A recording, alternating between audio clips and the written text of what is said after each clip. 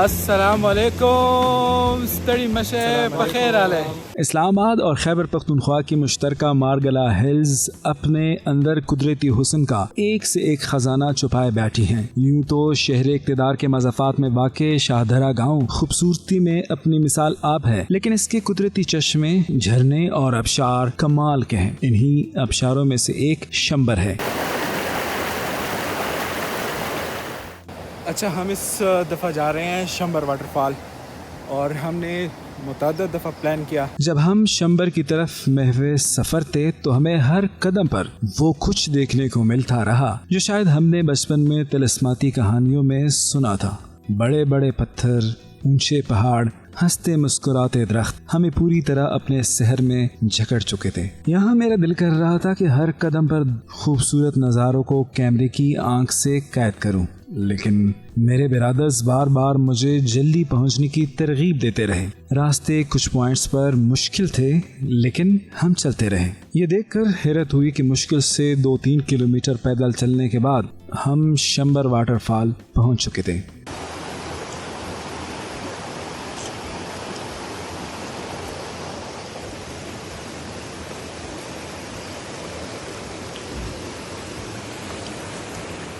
यहाँ का मोतियों जैसा साफ पानी, गिरते आबशार, बहती नदी, कतार दर कतार उड़ती तितलियाँ, चहकते परिंदे, वादी का सन्नाटा एक तरतीब और रिदम से कानों में रस घोलते हैं। इस आबशार की रफ्तार का कमाल है या किसी ने यहाँ स्विमिंग पूल कशीदा है, लेकिन आप इसे देखेंगे तो लगेगा कि किसी होटल के लान में शफाफ पानी का पूल है।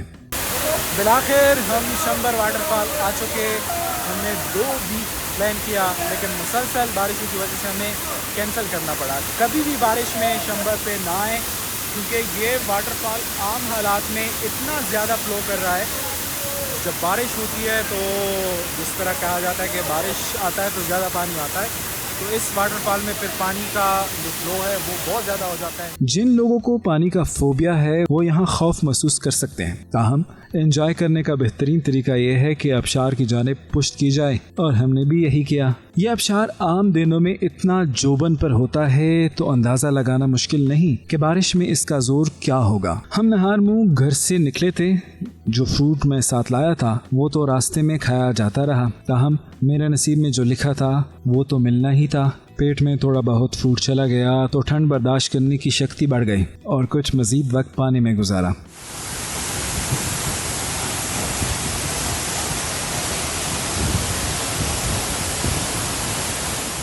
यहाँ सामान के लिए मुनासिब जगह नहीं थी, और सच कहूँ मैं उस मुसाफिर की मानिंद था जो स्टेशन पर नमाज पढ़ते हुए दिल गठड़ी में अटकाए रखता है। बारकिफ हमने वसीम से कहा कि वो नज़र रखें, क्योंकि वसीम बुखार की वजह से पानी को अवॉइड कर रहा था। हमने तस्वीरें बनाई, फिर यहाँ से वापसी की राह ली। उतरते वक्त वादी का हुस्न सूरज निकलने की वजह से दोबाला हो गया था। यहाँ हमें मुकामी अफराद भी मिले जिनके साथ कुल्हाड़ी देखकर लगा गोया वो दरख्तों का शिकार करने जा रहे हैं। हम दरख्त काटने वालों के आगे हाथ ही जोड़ सकते हैं। इस वादी में आपको गैर मामूली जसामत के पत्थर देखने को मिलेंगे। जब बुनेर के इलाके बिश्नोई में सैलाब आया था तो सब सवाल करते थे कि इतने बड़े बड़े पत्थर कहाँ से आए। इस वादी में पत्थर देखकर मुझे जवाब मिल गया था। हम भाइयों ने आपस में ढेर सारी बातें की। तो हमने शंबर कर लिया। शंबर में हाइकिंग कम है, लेकिन हर एक व्यू बेहतरीन है। हर एक पॉइंट पे बेहतरीन पानी, चश्मे, झरने और वाटरफॉल तो अमेजिंग है। इस मरतबा लतीफ़ खटक को हम मिस कर रहे हैं, वो हमारे साथ नहीं है। हम 5 कज़न्स हैं। ये मेरे भाई हैं बासित, इनायत, इसके बाद वसीम, और ये हमारा मेन बंदा है आमिर सुहेल खटक। तो आमिर सुहेल खटक जो है ये हाइकिंग, ट्रैवलिंग इसके चैम्पियन है। ये सारा प्लान करते हैं, उसके बाद इंफॉर्मेशन लेके उनके पास इंफॉर्मेशन होती है, और एक किस्म के हमारे गाइड है, हमारे लीडर हैं। और थैंक्स कि उन्होंने हमें ये जगह दिखाई, और मज़ीद जो है ना वो अमेजिंग जगह हम इसकी वजह से एक्सप्लोर करेंगे। आप लोग इनके साथ जाना चाहते हैं, ये हमेशा ही सफ़र में होते हैं, हमेशा ही जो है ना वो ट्रैवल कर रहे होते हैं।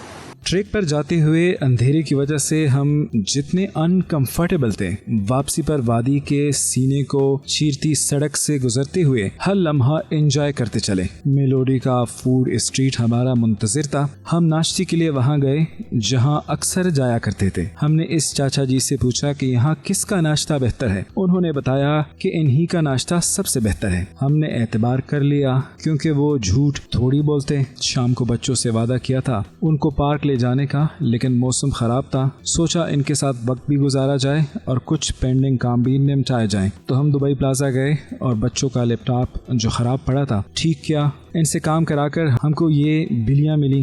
अबराम ने इन्हें पकड़ने की जिद की। जल्दी हमें नहीं थी तो हमने इनके बीच हडल बनना मुनासिब नहीं समझा। आगे जाकर बच्चों ने चाट की फरमाइश की।